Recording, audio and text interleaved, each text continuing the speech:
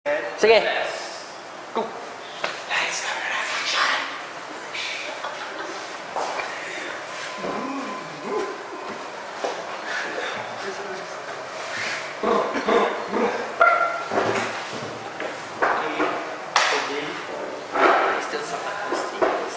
The problem with the government, Mr. Chair, is this. They assume that Earth Hour is an Earth without a light forever, Mr. Chair, and members of this House. They actually compromise your work ethics, the things that you can do for that period of time. We believe, Mr. Chair, that Earth Hour is at some point significant, Mr. Chair and members of this House. It's not all about what you can save, Mr. Chair. It's not all about conserving energy for forever, but something more significant than that.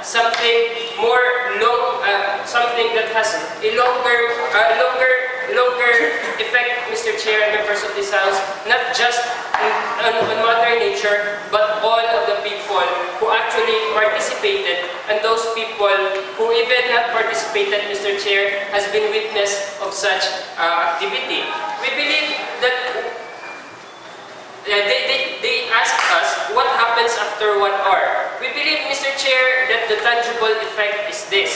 After 1 hour, the people who witnessed the event will be informed about the advocacies as much as green advocacy is concerned. We believe that they will be informed and become aware of the advocacy and the call, Mr. Chair and members of this House. And we believe that this itself is a meaningful achievement to all human race, Mr. Chair, members of this House. And we believe that Earth Hour itself, Mr. Chair, is a long-term option for everyone. We also believe, Mr. Chair, that being not a solution, we concede that at some point maybe we can consider Earth Hour not a solution. However, being not a solution does not necessarily mean that it is meaningless. Because at some point, you need to consider and value the purpose why this particular call is being done at the end of the day. Now, the burden of the opposition is this: to clash to you by proving whether or not Earth Hour has a significant cause and somehow and at some time has significant result. We believe, Mr. Chair, that the significant cause of this particular activity is this.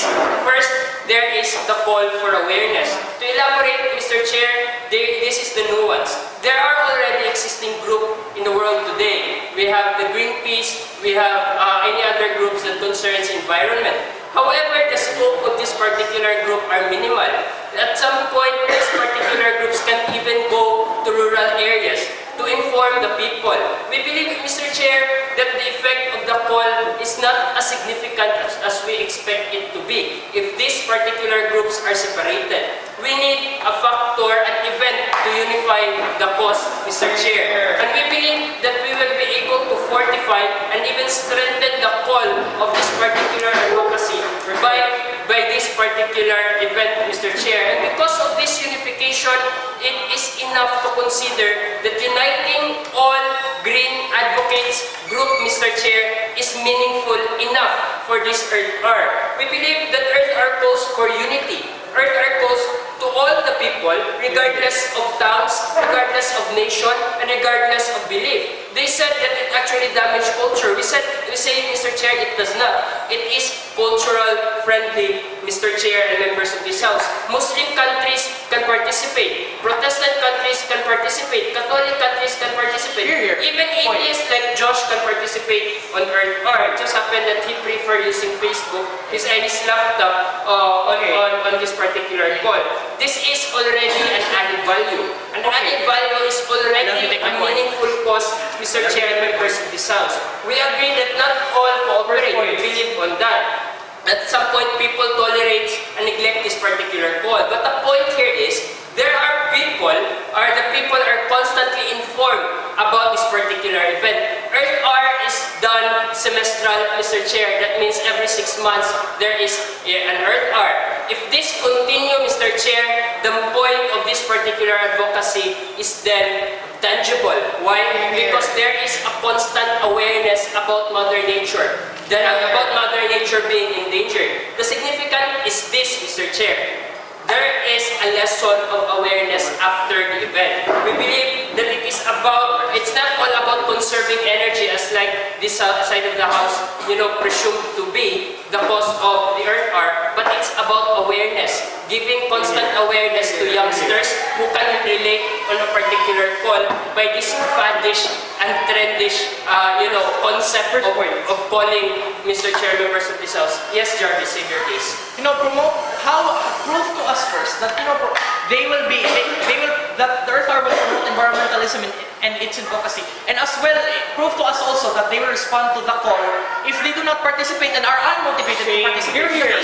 As what I've said, Mr. Chair, this particular call is not all about conserving energy as a response to the call, Mr. Chair. But the call itself is an awareness. It's up to the people to decide whether or not they cooperate. But at the end of the day, there is a symbolic figure, Mr. Chair, that people are united because of this particular call. And the implication as such is enough for this to be considered meaningful. The second argument is this: there is a significant result. It influences local policy for environmental protection. The nuance is this: international community highly encourage the participation on Earth Hour. It is being tagged as faddish, Mr. Chair, because there are some celebrities who participate to this. For example, Leonardo DiCaprio, who in order to inform everyone about conserving energy and the call for awareness, has solar energy panels in his house. This necessarily suggests that even celebrities, Mr. Chair, this is the kind of method Earth Hour is using. It's very trendish, it's very faddish, it's very new, modern, Mr. Chair. And because of this, Australia, for example, in Brisbane, Australia, local ordinance about wind source energy. This necessarily is the implication of the Earth Hour in 2005, Mr. Chair, and members of this House.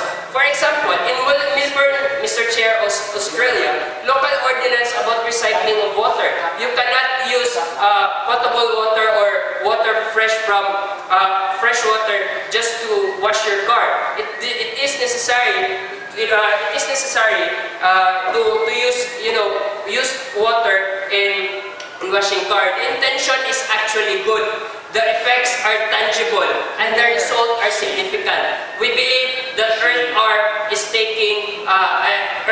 so significant that we can tag it as meaningless. There's nothing wrong with being faddish, Mr. Chair. There is an added value. Some calls are boring, some calls are, not interesting. But this particular call, Earth Hour call, Mr. Chair, is very faddish that even people of all ages can relate to. And that we call a meaningful call. Same here. Camera. Overtime.